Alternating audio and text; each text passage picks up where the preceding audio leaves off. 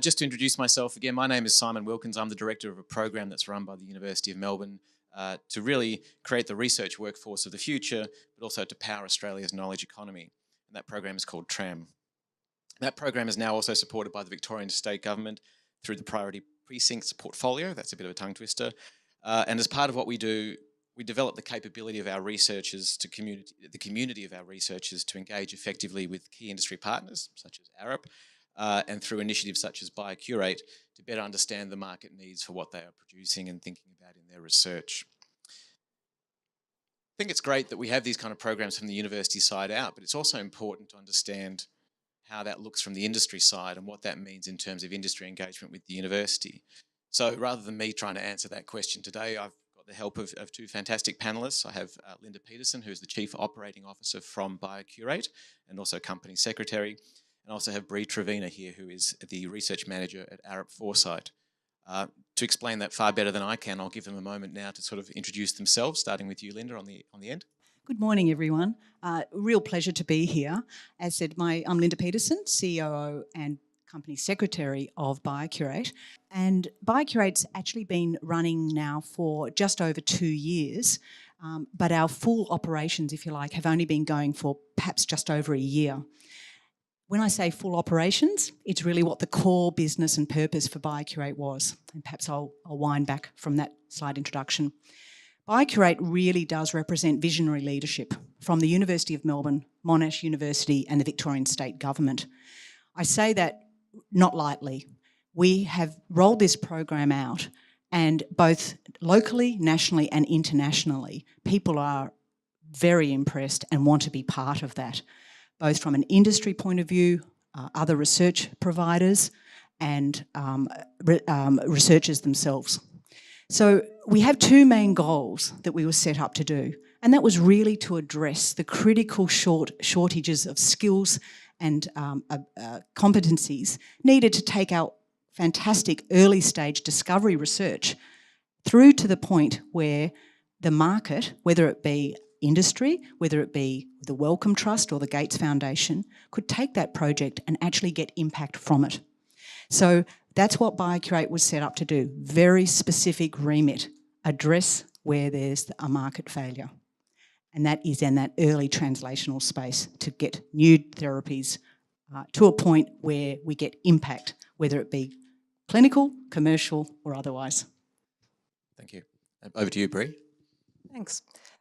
So I am Bree Trevena. I am with Arup, Foresight Research and Innovation. Arup, for those of you who don't know, is an international company of about 14,000 designers, engineers, planners, also social scientists, policymakers, economists, a whole cohort of people operating in the built environment. And research for us is essentially a theme that runs through everything that we do. We research continuously relationships between people, place, technology and the built environments, the context that we operate in. And the vast majority of the research that we develop is done with our partners. So we work with university sector, we work with governments, we work with clients to help us to develop up solutions and address some problems that are facing us in the future. Particularly from a foresight perspective, we're looking very much at what might happen in 20 years, 50 years, 100 years. And from a research perspective, we're interested in what we can do tomorrow to kind of guide us towards or away from desired or less desired futures. Fantastic. So a bit of a diverse panel, I think, but that's a good thing. So this topic for this panel is really about research innovation for global impact. So I thought I'd start with the meaty question, which is, I guess, how and potentially when does research innovation help your business to achieve global impact? Maybe starting with you, Bree. It's absolutely fundamental for us achieving global impact. I think one of the benefits of being a global company is that we're able to tap in not only to our global offices, but also into global partners, particularly in the university sector. And in terms of addressing global challenges, it's critical for us at Arup. We are committed to achieving UN sustainability goals. So for us, that means not just what are we doing tomorrow, but how are we going to be building, creating and shaping the world, again, 20, 50 years into the future. So in terms of creating global impact, for us, that's also very much how are we operating in a local context and how are we connecting those things together. Great. Once again, absolutely critical for BioCurate. As probably most of you know, Australia is a relatively small country. The market is global. We need to be able to be positioned in that way. Once again, the vision and the insights from the universities to create BioCurate, they set it up with a couple of very important features. The company is independent and the company is staffed by people with hands-on international and national industry experience. People who have done this before, people who know what the pitfalls are, people who also appreciate and empathise what academics need to be able to balance in their lives and to be able to get impact. So that is a critical feature. We must engage with industry. Industry is looking for the novel work that comes out of universities. Industry themselves do not tend to do the sort of novel research that happens at universities. But it can be sometimes challenging for industry and universities to get together. So BioCurate is a terrific portal that we can sit on the fence, if you like. We understand the academic environment, we understand the industry environment. We can put together the package and help to support the researchers in improving their understanding and capability on how to get their projects industry ready.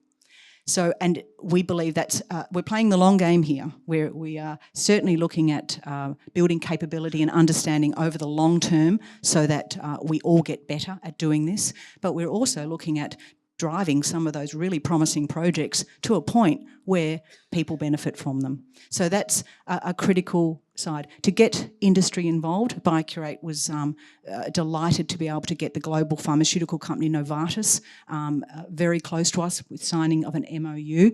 They have just recently visited us. They are absolutely delighted with the way that ByCurate and the universities are working together. It's quite unique, and as I said to my colleague, there's a serious case of FOMO happening out there too. So we have quite a lot of other companies in the wings who want to also get close to this sector and access the great brains and talent. A bit of an unfished pool is sometimes what they consider. Yeah, I think that's a really interesting sort of new model for how we can get researchers to... Is this on? Can you hear me? Right, good. I'll keep going then. It's a really interesting new model for how researchers and industry can work closely together. I guess that sort of leads to a question about sort of the macro trends.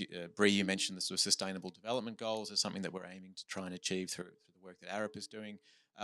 How does that impact on sort of interaction and models for interaction going forward? Do you see examples of different ways of engagement coming through in what you're doing? Yeah, absolutely. I think when we start to look at the mega trends that are shaping our future, we know already that we can no longer look at these things in silos. These things can no longer be attacked simply from one disciplinary angle or indeed from industry alone, government alone, university alone, civil society alone. We need to be able to bring these all together. When we start thinking about some of those megatrends, they are technological, they're social, they're political. They include everything for us from how do we adapt cities to an ageing society. They include things around how do we continue building our world in ways that are cheaper, cost-effective, but also less wasteful. And in terms of considering how we're going to come together to resolve those problems, it's absolutely critical that we engage across multiple layers in terms of support. So for Arup, that very much means working with the university sector, not just at the academic level, which is of course critical for us, but also engaging with students, engaging with how curriculum is being developed, and indeed engaging with graduates as they follow through their career path.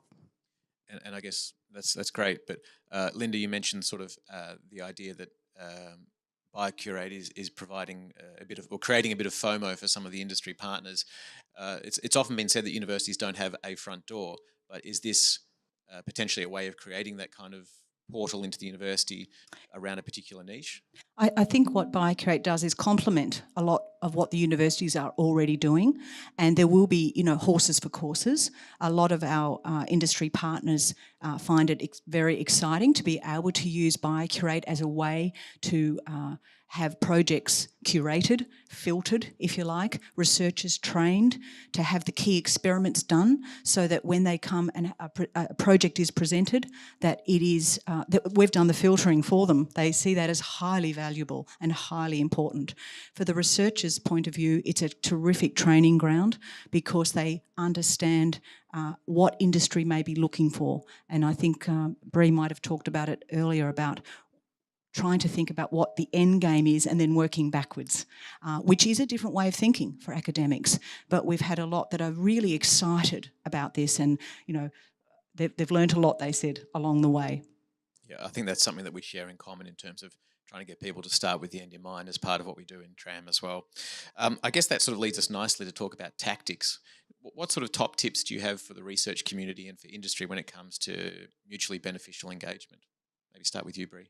Sure.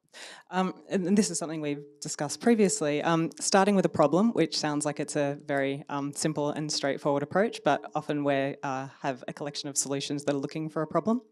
So how are we defining the problem? How are we working on that collectively together? And I think critical for that is, what are the dimensions of that problem? So I think the university sector has an extraordinary depth of knowledge in terms of being able to pull together information and create a basis for where we need to start from. Industry also has a significant role to play in understanding how we can then translate some of these solutions and proposals that we're developing up and test them in the market and test them with government. And equally, I think there's a role there in terms of government setting agendas and helping us to focus and bringing groups together to start focusing on these issues.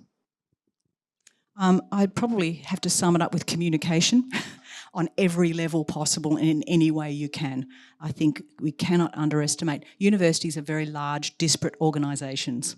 And I think for having a champion that can help you navigate the universities and to be able to corral the troops and get the right people in the room at the time, I think that's extremely useful. And ByCurate is very grateful and very highly values what we get from both Monash and Melbourne universities in that way, and through the Victorian government.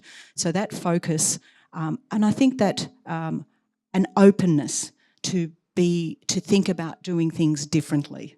And so we always like to talk about finding the right phenotype of researcher out there that is just as critical as the quality of their project and the novelty of their project. They need to be able to have an open mind and listen to perhaps different ways of achieving impact from their research. Can I just add to that?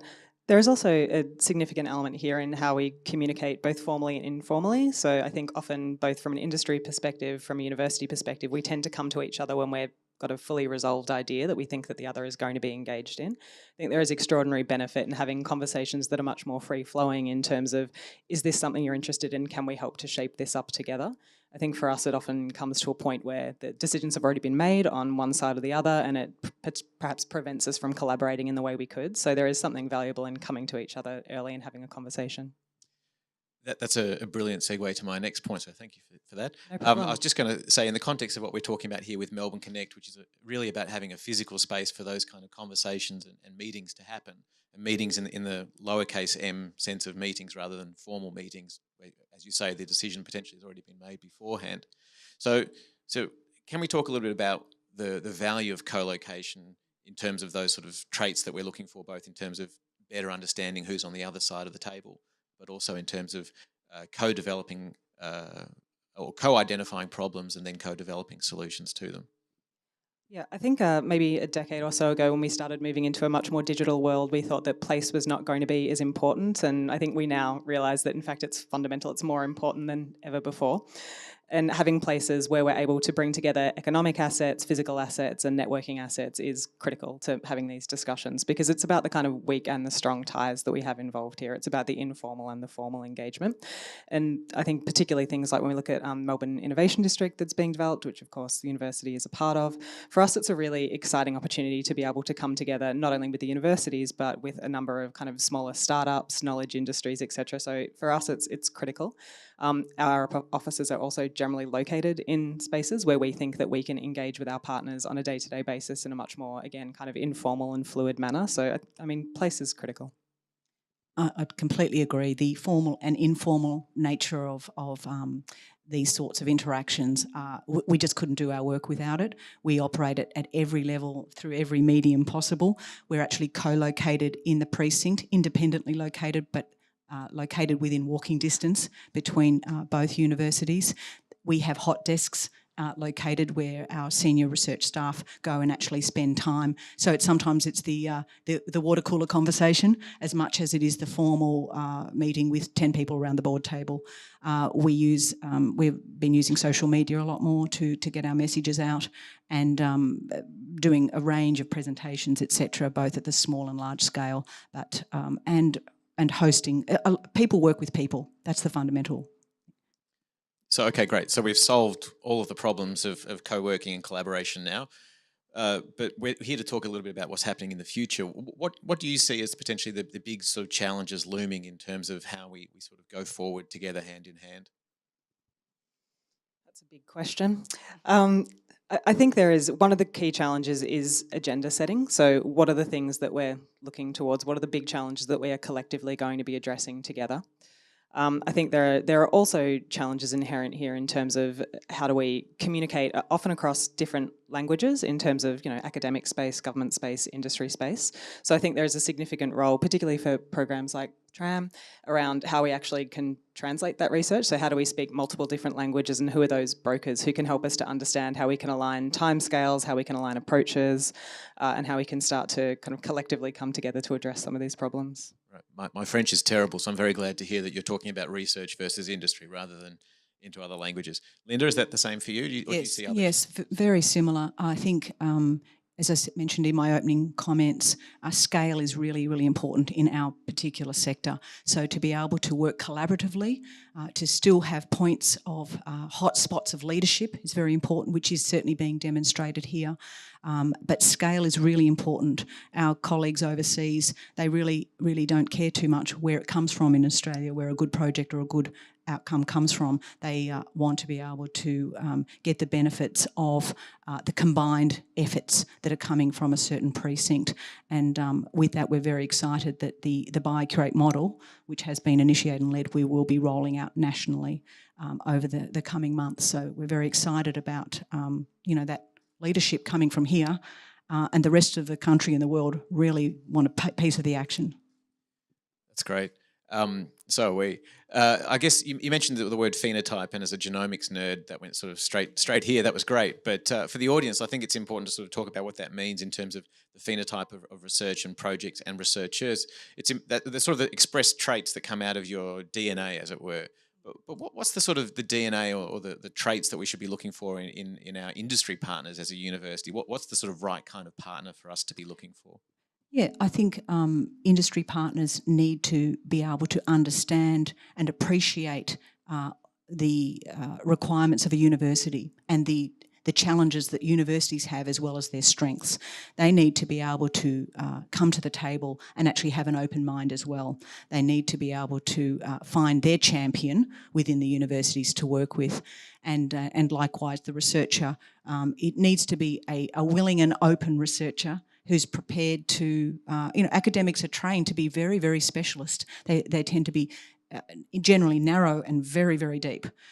The area of translation and commercialisation is broader and shallower. And so that is really fundamentally quite a different way to think. And so many researchers are really energised by that. But universities, industry also need to likewise be able to harness and value the expertise that comes from really deep understanding about a problem. It's funny, my answer is basically the same, kind of flipped. I mean, there is a coming together here in terms of what alignment around what timescales will be, what expectations will be. And in terms of the space that I work in, I mean, Arup has a kind of extraordinary depth of expertise that comes from both practice and research for many people who have been in their space for 20 or 30 years, etc. And I think some of the challenges and the potential for it is bringing those sets of knowledges together. And yes, industry typically does work at a faster pace, I would say. So there is a kind of alignment that both partners need to come to in terms of how we can start to layer these approaches. So we might be doing research that is kind of more longitudinal and in depth in certain spaces, but also how are we starting to help move these tests into the market at an early stage, being able to trial them out and test with an open market. I think the other component around how we can be working a little more closely together in that space is also around how we engage with curriculum. So for us as an industry, we're very much wanting to engage with academics, but we also want to engage with students. This is often where all of our new ideas are coming from when we look at things, particularly like something like computational design in building. This is becoming absolutely natural for students who are coming through. It's not necessarily as natural for people who have been within that space, you know, for the 20 or 30 years. So for us, it's also about engaging with the university on a level that is not just at the academic level, that is not just in this space, although they're fantastic, but also engaging with new students who are coming through. I was at a Wade Institute workshop last week for the venture capital community. Excuse me, not bragging, just sharing. And one of the panellists talked about the 6 T's, and it sounds like there's some overlap there in terms of, we've talked about the team, the technology, the timing of it, in terms of both the time it takes to get to market, but also the timing of engagement, but also talent in terms of access to students. It's always good, and I think we're closing up now, so this might be my last question before we throw to the audience for their questions. It's always good to sort of leave people with a glimmer of hope. So can you think of well, not that we're on a downward spiral here, I hope. It's all very upbeat, I hope. But can you put into an example of a collaboration with the university? Hopefully this university would be an example there, but not necessarily. But where sort of university industry engagement has produced a fantastic outcome. Yeah, absolutely. As I think said at the beginning, more than half of our projects are developed with universities in terms of research. So we are constantly engaging with the university sector. And in fact, over there in the corner is one of the people that we work with currently, who came out of the TRaM program, who has been developing the Curate project, which is also currently in our Arup foyer, which is an extraordinary project in the context of, so concrete is the resource that we use most after water.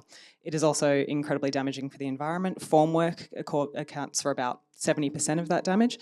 The project that's been worked on and developed initially out of TRaM is essentially working to eliminate that formwork using robotic fabrication. So in terms of a long-term impact for us as an industry who does an awful lot of building, who uses an awful lot of concrete, but is also committed to sustainability goals, it's an incredibly exciting and kind of fruitful partnership that we've been developing. We also work with the University of Melbourne around developing up urban governance approaches. We've been working with the uni on a number of additive manufacturing elements. So for us, it's a really exciting and productive relationship to be working with the universities. That's great. It wasn't a total setup at all, so that's good. Linda, what about you? Oh, look, absolutely. The only reason really the industry is coming to us is because of the scale of the decision made by the University of Melbourne and Monash University to come together. Individually, they're both highly regarded institutions internationally, but when they come together, they're in the top 5 and top 10 for many therapeutic areas in the world. So they are competing. So this really does gain the attention. So with that basis, and then with the formation of ByCurate, where they feel that there is a very targeted portal, if you like, into accessing that treasure trove, is a very compelling proposition. So it's early days for us now. We've been delighted with the way that researchers keep coming back to us, now looking for some trusted advice on how to help direct their projects. So the future is looking very exciting, especially over this year. We think a lot of projects will come to quite critical points. That's great. And I think that point about it being a process rather than a yes-no decision is actually super important in terms of how we think about engaging with each other. That's the end of my extensive list of questions, so I thought it might be a chance to throw to the audience. I have got some show bags for those that are brave enough to ask, so please just introduce yourself and then ask your question. So Jeff Robinson from Oricon. Great presentation and really great conversation. Research is a global competition. You're in competition with people in America, in Europe, and so on. And it's great to see, the kind of ideas that are coming together. But how do you benchmark how well you're doing?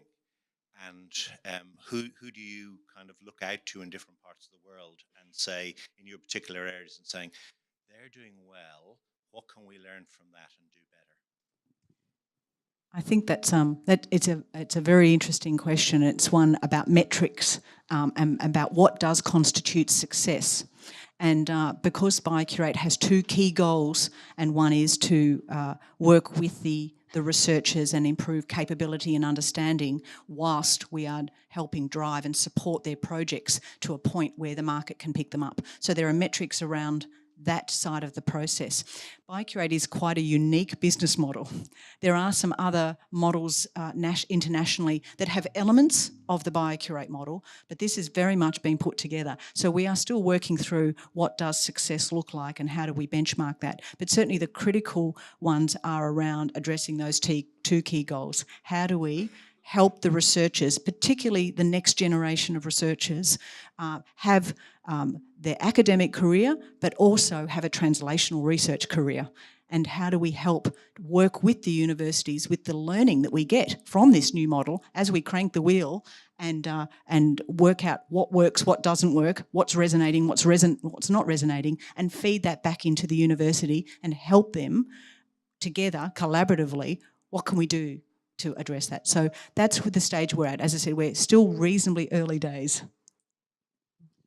Bree, would you have a different perspective on benchmarking or the same? Not necessarily that dissimilar, although I would flag that Arup being a global company, yes, absolutely there is global competition, but we do have some advantages in being able to operate globally in terms of sharing our knowledge and making sure that there is strong communication and knowledge sharing, and importantly, lessons learnt that we're able to translate across our offices globally and indeed across our partners, university and government.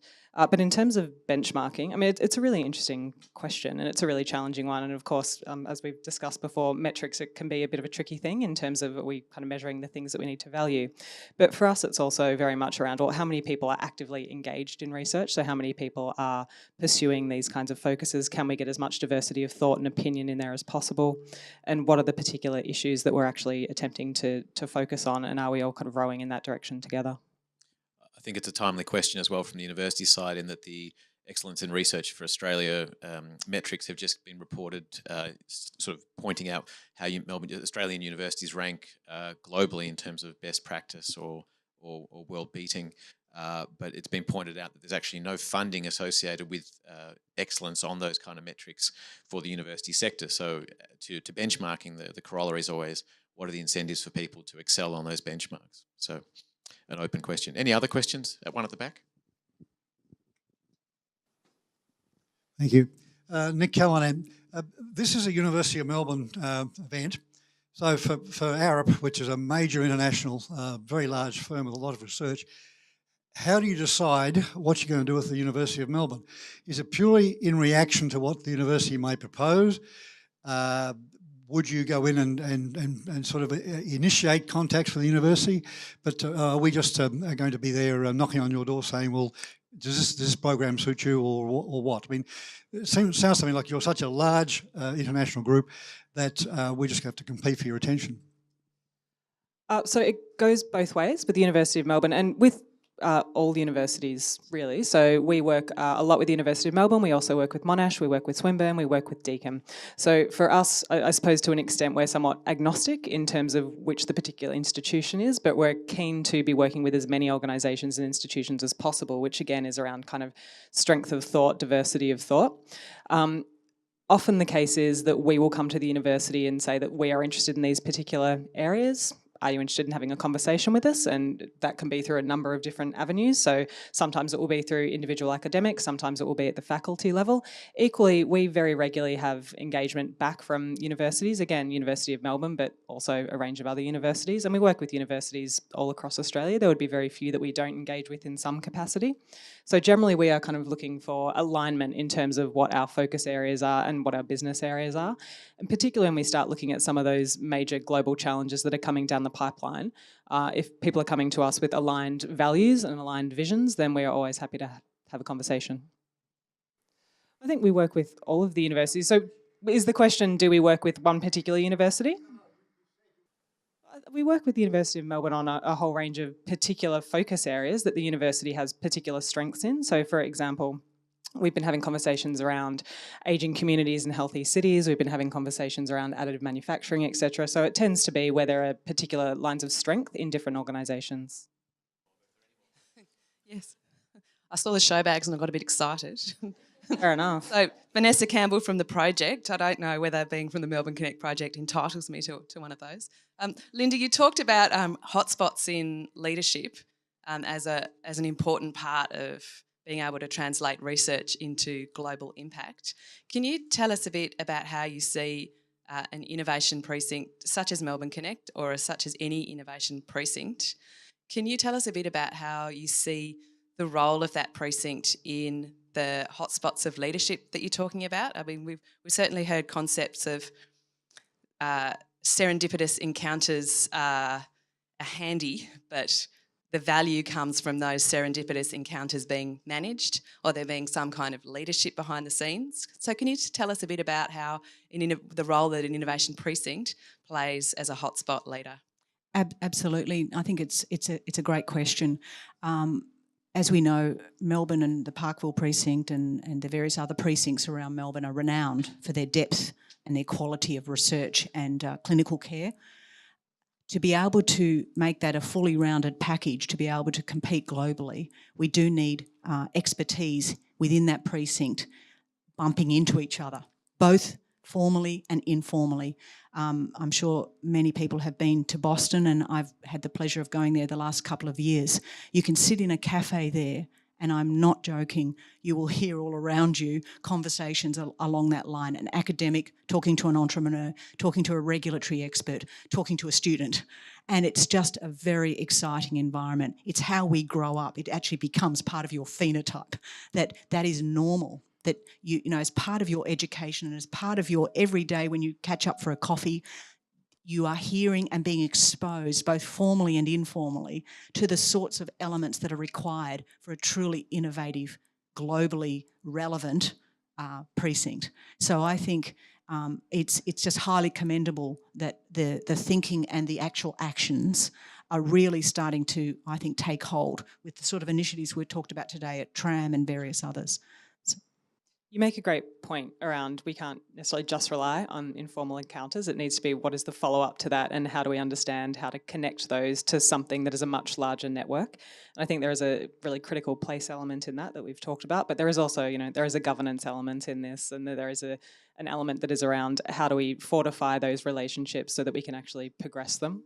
And something like Innovation District, something like this kind of program, I think is really valuable in helping to guide those components. So there is a leadership element, but there is also what is the critical pathway to take you from the casual conversation that you might have had in the cafe to actually developing something up. I think this might have to be the last question, not only because we're running out of show bags rather than time. But go ahead, Charles. Thanks very much. My question's really about how do universities evolve to do this? Because you've, I think, in a very exciting way, set out what researchers need to do to translate their work to market.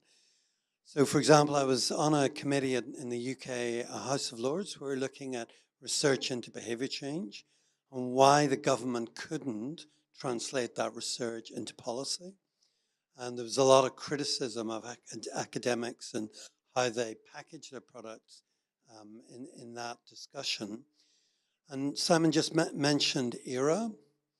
So my question's about how do you evolve universities so that it gives researchers the incentives to do what you're setting out as very exciting new territory?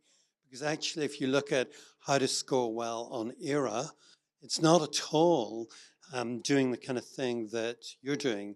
You're much better spending 6 months writing a journal article for a high-impact journal. So I think how researchers see their job, how they get rewarded by universities, and how they're actually employed really needs to evolve if these spaces are to work well.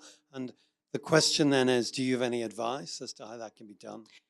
It's completely spot on. That is an ongoing challenge for us, who we work with our university colleagues and our university leaders regularly. It's probably a conversation that's had every week or two about, you get what you incentivise to some extent, and you get what people understand about the value. I would say that most researchers in medical area enter medical research because they want to do good. That is usually the overall motivation. What we need to be able to do is help them to be able to work within the system, but over the long term, modify and change the system so that they can actually deliver on that value. And so we, as I said, I think it is quite the long game we've got to play here. And initiatives like BioCurate, which have been specifically and set up in an independent, focused way to address that very issue, to help work with researchers and the universities and the broader sector to exemplify what needs to get done, what is best practice, how can we actually still have our terrific discovery research, but also improve the rate of impact coming from that research. So many techniques we're still learning along the way. Some things are working, some things a bit early to tell. We work regularly with our university colleagues to try and say, where can we change processes? Where can we change the way researchers are rewarded? How can we support them in to be able to follow that dream that they usually started out with? Thank you. It's a really interesting question, and I think it's one that is faced at a government level, it's faced at an industry level, and it's faced at the university level. How do we all have a productive conversation and translate our various languages into being? For Arup, I think it's very much around those early conversations and how are we developing our research programs. So within Arup, we have a number of people who are dedicated researchers who are consistently just working on their research projects, and for us coming together in an early stage and discussing, well, what might this look like and what can the markers of success be? Understanding that the university has particular spaces that it needs to operate in. We have particular spaces we need to operate in, so can we come together early in the piece and develop a program that is going to satisfy both of us? And hopefully that will also produce a much more robust outcome in terms of what we eventually produce. It's producing both things that can move at a faster scale and be tested more quickly, but at the same time, it's giving us that long in-depth research that we need. But it's a challenge. Can I just make one extra point, just I think a bit more specific than my sort of more general response, is that we work with the researchers on many of the elements that are very important to them, as well as what's important to industry. It's not just you have to give up everything, to be able to get your project taken up by industry. So when we work with a research on an early project, we will actually help them develop a publication strategy, an intellectual property strategy, an experimental plan strategy, so that they can achieve all of those things, which are really important in an academic career, which we empathise. It's just that the timing is a more structured and a more strategic approach to it all. And once they understand that, they're very excited because it's a case of I can have my cake and eat it too. And they just realise that perhaps they have to wait a little bit longer, or perhaps we give them an option of don't publish that, but you can publish this instead. Let's wait 6 months and publish, after we've got that. Industry is actually very supportive of that because it's important for their credibility that academics publish. So once we've explained those sorts of practical side of things, researchers perhaps come in with some preconceptions that they lose control and they can't publish and everything's gone but we try to break down some of those preconceptions and work from both sides about a win-win situation. Thank you both. I think myth busting and benchmarking might be a good topic for a future panel, just thinking about that. But we probably have to leave it there at this point. Thank you. If anyone didn't get a show bag and desperately wanted one, I think I've got one left over for you, Nick.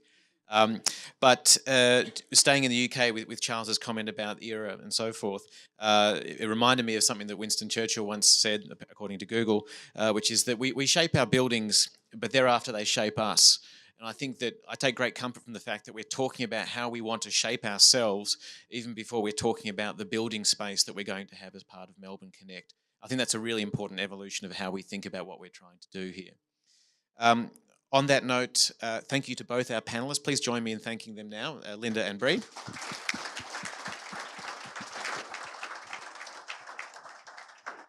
And if anyone does have any questions about partnerships with Melbourne Connect, Georgia von Gutten and her team at the back and members of the business development team at the university are also happy to answer questions, as am I. But on that, I'll hand back to Gary and do go over and talk to our team from TRaM last year who are working in the curved concrete space and are doing great stuff. Recently we were finalists in the National Gallery of Victoria Design Competition as of last week. and really doing some great stuff in terms of reducing waste and inspiring us through the design of concrete. So thank you very much. I'll hand over to you, Gary. Thank you. Won't take too long. Thank you all very much for coming. As Rosa mentioned before, we're developing this precinct. It's hugely exciting and opening at the end of next year. So we've also got our partners development-wise from Lendlease in the room. Adam, yourself? Yep. So feel free to engage with us as well as the team at the back of the room, whether it's regarding tenancy within the building or even whether we're talking about the potential to collaborate in any manner. And of course, Simon here is here as well. So thank you, Simon. Thank you, Bree. Thank you, Linda, for participating. Check out the Curate team off to the side. And it's important to note that we'll be having, I guess, content and discussions such as these in the lead up to the building opening at the end of 2020. And then from then on. So we have a numerous amount of event spaces, conversation spaces and more. And we're looking forward to driving conversations just like these on the regular. So thank you all very much for coming. We will be here next month-ish on the 2nd of May after Easter. So we'll be having a conversation with Melbourne Innovation District. So we'll have representatives from City of Melbourne, RMIT and ourselves talking about that crucial partnership and what that means for the future. So more details will come out about that, and we'll send also the follow-up with the graphic recording that Zara's produced this morning. Thank you once again. Take some food with you on the road and enjoy your day.